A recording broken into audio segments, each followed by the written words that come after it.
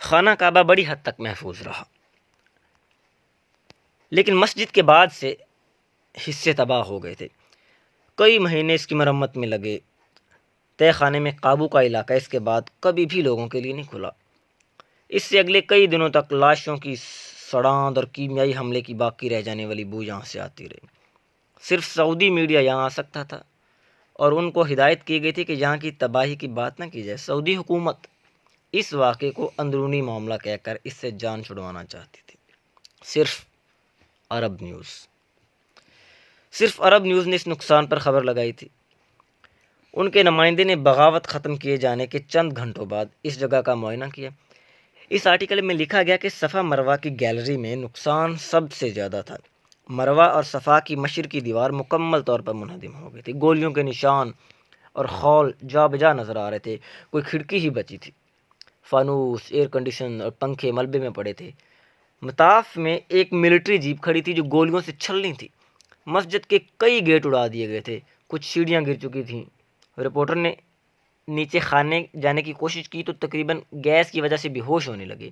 ان کو وارننگ دی گئی کہ ابھی باغیوں کی طرف سے لگائے پھندے کلیئر نہیں ہوئے۔ باغیوں کا سامان، ان کی کھجوروں کے پیالے، پانی کی بوتلیں اور پھٹے ہوئے گدے وہیں پڑے تھے۔ سنگ مرمر سیاہ ہو چکا تھا، گولیوں کے نشان ستونوں پر نمایاں تھے۔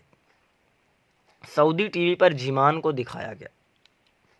تبصرہ جاری تھا: اب ہم آپ کو تاریخ کے بدترین شخص کو دکھا رہے ہیں، نہ ہم اس کو کبھی معاف کریں گے اور نہ ہی تاریخ۔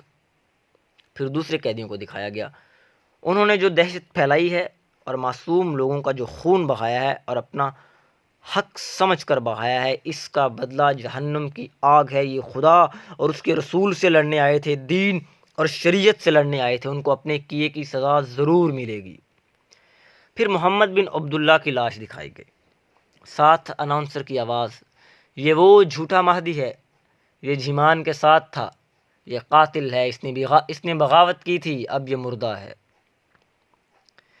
اس سے 2 روز بعد سعودی انٹیلیجنس کے سربراہ شہزادہ ترکی جیل میں قیدیوں کے پاس گئے تو جیمان کا موڈ بدل چکا تھا۔ جیمان نے فکرے ان کو حیران کر دیا: کیا آپ شاہ خالد سے سفارش کر سکتے ہیں کہ مجھے معاف کر دیا جائے؟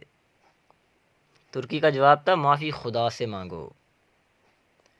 مسجد کا عملہ خون اور گندگی کی وجہ سے 24 گھنٹے میں صفائی میں مصروف تھا۔ جمعرات 6 دسمبر 1979 کو شام 5:15 بجے شاہ خالد مسجد میں آئے، کعبہ کا طواف کیا، حجر اسود کو بوسہ دیا، سجدہ کیا، زمزم کے پانی کا گھونٹ پیا۔ مسجد میں فوجی اور مقامی عمائدین ہی تھے۔ مختصر خطاب کیا اور چلے گئے۔ یہ مناظر براہ راست دنیا میں دکھائے گئے۔ دنیا بھر سے آنے والے پیغامات ان کا انتظار کر رہے تھے۔ سعودی حکومت میں برطرف کیے جانے والے سب سے پہلے شخص مکہ کے گورنر فواز تھے، جن کو علماء نے تنقید کا نشانہ بنایا تھا۔ اس سے 2 روز بعد ملٹری اور سیکیورٹی فورسز کے سینئر عہدیداران کی باری تھی۔ ایئر فورس کے سربراہ، چیف آف جنرل سٹاف سمیت کئی افسران ریٹائر کر دیے گئے۔ حکومت کے ترجمان کے مطابق ان تمام فیصلوں کا کوئی تعلق مکہ میں ہونے والے واقعے سے نہیں تھا۔ ان باغیوں میں سے 63 کو سزائے موت دی گئی۔ 9 جنوری 1980 کو کاٹا جانے والا پہلا سر جیمان کا تھا۔ یہ مکہ میں اتارا گیا۔ اس کے بعد محمد عبداللہ کے بھائی سید عبداللہ کی باری تھی۔ مصر سے آنے والے محمد الیاس اور ٹی وی پر رونے والے فیصل کا سر ریاض میں قلم کیا گیا۔ مدینہ، دمام، بریدہ، حائل، ابہا، تبوک میں یہ کارروائی ہوتی رہی۔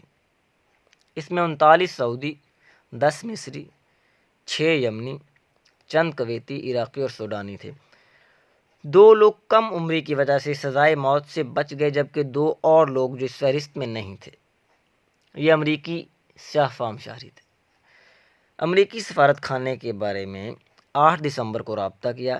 ان کے بارے میں آخری دستاویز 19 جنوری کی ہے، جس میں شہزادہ نائف نے امریکی سفیر کو آگاہ کیا تھا کہ ایک تو حراست میں ہی مر گیا تھا، دوسرا بھی قید میں ہے۔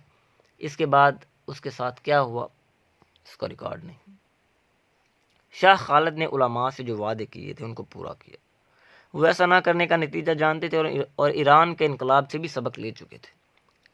شاہ فیصل کے شروع کیے گئے سوشل لبرلائزیشن کے پروگرام کو ختم کر دیا گیا، اصلاحات پلٹا دی گئی، خواتین اناؤنسرز ٹی وی سے ہٹا دی گئی، خواتین کی ملازمت پر پابندیاں لگا دی گئیں، شہریوں کی اخلاقی حالت درست رکھنے کے لیے الرسایۃ للہ بالامر بالمعروف ونہی عن المنکر کا ادارہ مضبوط کیا گیا۔ اس کے پاس 2016 تک وسیع اختیارات رہے۔ سنیما اور موسیقی کی دکانیں بند کر دی گئیں، سعودی نصاب تعلیم تبدیل کر دیا گیا، سعودی نظریات کو دنیا بھر میں پھیلانے کے لیے بھاری فنڈنگ دی گئی۔ اسی دوران یہاں سے بہت دور ان واقعات کی زنجیر سے منسلک ایک خفیہ آپریشن جاری تھا۔ کچھ فوجی اپنے پڑوسی ملک کے سربراہ کے محل میں گھسے۔ اس محل میں رہنے والے جس کو اپنا دوست سمجھ رہے تھے، آج ان دوستوں نے اس کے جسم میں گولیوں کا برسٹ اتار دیا۔